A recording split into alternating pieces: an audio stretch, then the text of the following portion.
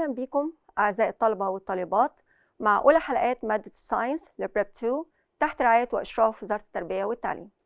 Of course, you studied a lot last year in Prep 1 about the atom.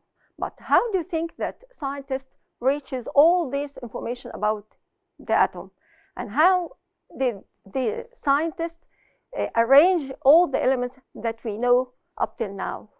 Come on, let's go and start our first session.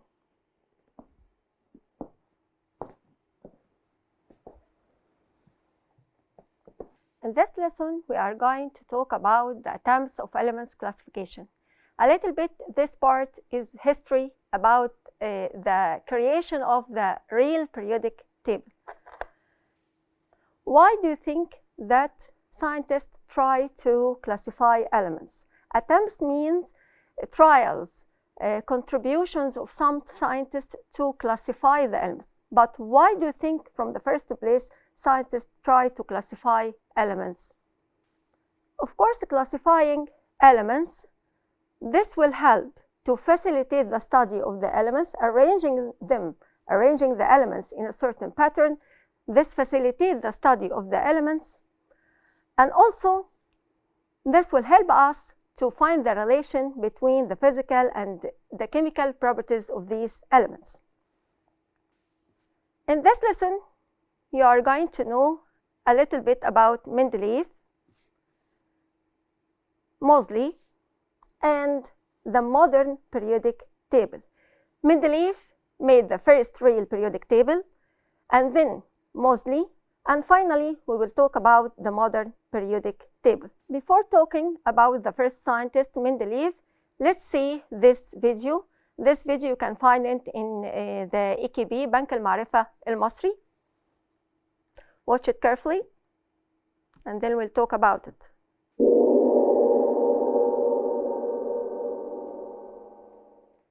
Ancient metal workers were perhaps the first to learn about the elements. Gold, silver, copper, and iron were forged in foundries as long ago as ancient times. By 1800, some 30 elements were known, and over the next 100 years, over 60 elements had been identified. As they studied these elements, scientists looked for patterns and how the different elements related together. In 1869, a Russian chemist, Dmitry Mendeleev, published this table of all the known elements. It is the forerunner of the periodic table we use today, and one of the most brilliant insights of science. Mendeleev's table was based on the increasing atomic mass of the elements. As he arranged the elements in his table, he found that some had similar properties. Those he arranged in vertical columns in his table. He also recognized that there were gaps in the patterns of the elements, and predicted that there were undiscovered elements that must fill those gaps. Later, new elements were discovered that fit his predictions. What did you notice about Mendeleev in this video? Mendeleev, in fact, was the first scientist who made a real table. He tried to classify elements in a certain pattern, but how? At Mendeleev's time, only 67 elements were known. But now, of course, we know a lot about atoms, and we have many discovered atoms nowadays. But at Mendeleev's time, they only knew a few information about the atoms, and only 67 elements were discovered. So, what did Mendeleev do for these elements? He prepared the cards for the elements, and in each card, he wrote the name of the element and some physical and chemical property about the element, and also the atomic weight, the weight of the element, how heavy is this atom or the element. And then he started to make arrangement for these elements. So, he arranged the elements in ascending order according to their weights. Ascending order means from the smallest one to the biggest one. So, again, Mendeleev arranged the 67 elements in ascending order or ascendingly according to the atomic weight. By the way, his work is written in a book called Principle of Chemistry. This was the real periodic table, the first real periodic table. And then he classified the elements in groups. And for each group, he classified the main group into two subgroups, subgroup A and subgroup B, due to there's a little bit difference in their properties. So again, how did Mendeleev classify elements in a table? As we said before, he prepared cards for the element. In each card, he wrote the name of the element, the weight of the element, and some physical and chemical properties for these elements. So he arranged the elements, which are similar in properties, in vertical columns, and these columns later on nowadays called groups.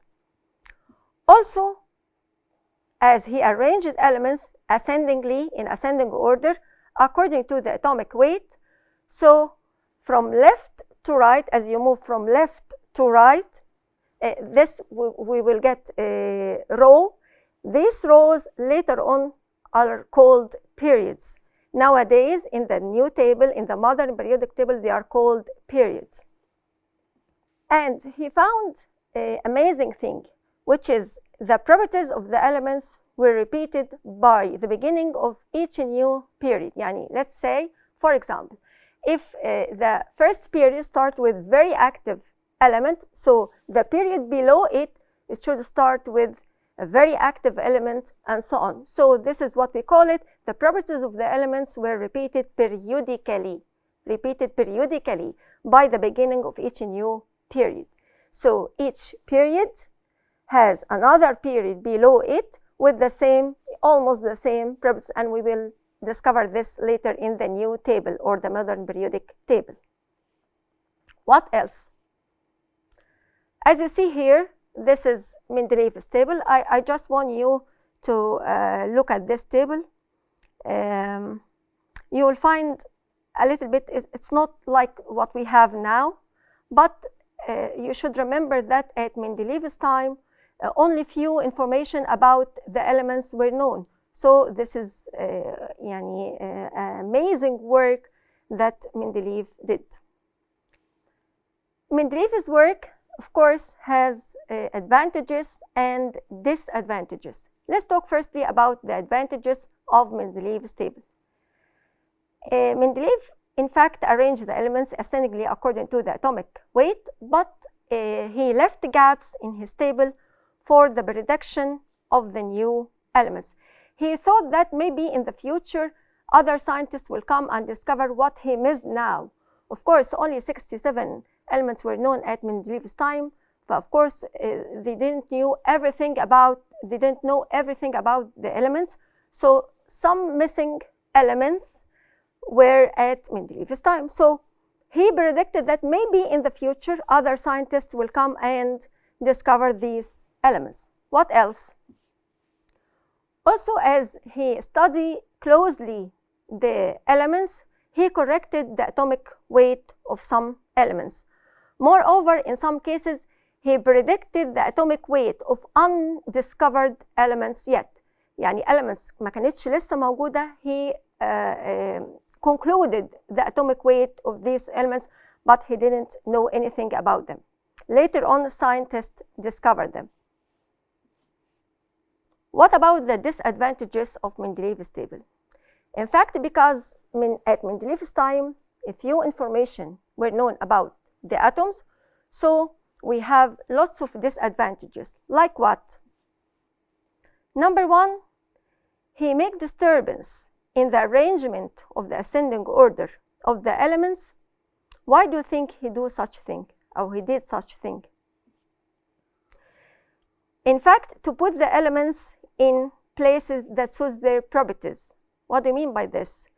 He was working with the ascending order from the small atomic weight to the big atomic weight. But in some cases, he made disturbance because he found that it's better to put the elements in a places that suit their properties and ignoring the ascending order of the atomic weight. This is why he had to make disturbance or disorder in the ascending order of the atomic weight of some elements. Why? This is a famous give reason question. Because he wants to put the elements in groups that suit their properties. What else? What the other point? He deals with the isotopes of an element as a different element. Do you know what's isotope? Did you hear about isotopes before? I guess you don't know anything about the isotope, but let me show you something about the isotope. Some elements have isotopes. Like here, we have hydrogen and we have isotope of hydrogen. Ordinary hydrogen atom contains only one proton and one electron. But the isotopes of hydrogen, let's see the second one, deuterium, like here, it contains one neutron. It's added to the proton, and this gives a weight to the atom. And let's see the other one. We have here two neutrons in addition to the proton. I mean here, this hydrogen, they are all hydrogen. They have the same one proton and they have the same one electron, but the other two had just more neutron, and this add a weight to the atom. And this is the isotope. Isotope is the same element, but it contains more neutrons. The more neutrons adding a weight to the atom. At Mendeleev's time, they didn't know anything about the isotopes, so he dealt with the isotope as a different element. So he put isotopes in different places, not in the original place. And for example, here, if he has hydrogen and isotope of hydrogen, he put the isotopes in another place, and this make a little bit disturbance in the table. يبقى again, from the disadvantages of the Mendeleev's table is dealing with the isotope as a different element, not the same elements like he knew. What else? After Mendeleev, in 1913, we have another scientist who is Rutherford. Rutherford give us information about something in 1913, and also in the same year, Moseley made his periodic table, also in the same year, 1913, based on the discovery of Rutherford. And then Bohr came, and finally we get the modern periodic table later on. So let's talk about each of them. Number one, Rutherford. Rutherford, he was the one who discovered that the nucleus of the atom contains positive protons. Of course, all of you today, you know the protons, and you have studied this before in Prep 1, that the atom contains a nucleus, and inside the nucleus we have protons and neutrons. This is today. But the scientist who discovered, tell us about the protons, was Rutherford. يبقى the contribution of Rutherford in this field is discovering the positive protons. And then in the same year, Moseley came, and based on the discovery of Rutherford about the protons, Moseley come and tell us many things about that. Number one, he called the term atomic number to the number of protons. Of course, you know that we have atomic number in the atom. It means number of protons that equals the number of electrons. They are equal in the ordinary atom. So Moseley came and gave us the term atomic number to the number of protons. And after the discovery of X-rays, or X-rays tell us a lot about the atom, so Moseley rearranged the elements in a new way. What is this new way?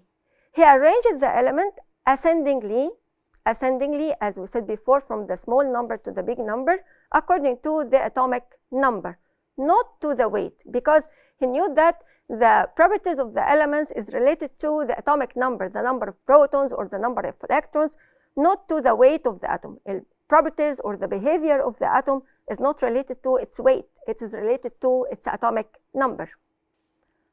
Also, Moseley added what we call it zero group. You know zero group. Zero group is for the inactive elements, the inert gases like helium, neon, argon. He added the zero group in his table at the right side and put a place below the table for what we call it lanthanoids and actinoids. Lanthanoids and actinoids. This is Moseley periodic table. As you see, here is the place of lanthanoids and actinoids. Here we have zero group, where we have inert gases like helium, neon, argon, and so on. And then Bohr came. Bohr give us information about that the atom contains 7 energy levels in the heaviest one. The heaviest atom contains 7 energy levels. You may ask yourself, yes, I know that the atom contains 7 energy levels. Yes, you know this today, but at that time, Bohr discovered that the heaviest atom may contain 7 energy levels. Again, let's watch this video about the periodic table, the modern one, the modern periodic table, and then we will discuss the information about it after you watch it. Take your notes if you want. This video you can find it in the EKB بنك المعرفة المصري. Periodic table, periods and groups. Objective: to learn the fundamentals of the periodic table. All substances that we see are made up of minute particles we know as atoms. These tiny specks are the fundamental units of matter. If a substance contains only one type of atom, we refer to it as an element. Because there are many elements, each of which has its own unique properties, we need an easy way of looking at them individually. So scientists arranged all of the known elements into a tabular form based on their atomic numbers as well as other properties. This was named the periodic table, because the arrangement of elements follows regular, repeating periods or cycles. The periodic table is categorized into periods and groups, which will become easier for you to visualize as you become more familiar with the table and the elements. The horizontal rows in the table are known as periods. There are 7. Elements within the same period will have similar properties. The first period includes only 2 elements, hydrogen on one end and helium on the other. If we look into the atoms of each of these elements, we would see only one orbital in which the electrons orbit. All elements of the second period will have 2 orbits.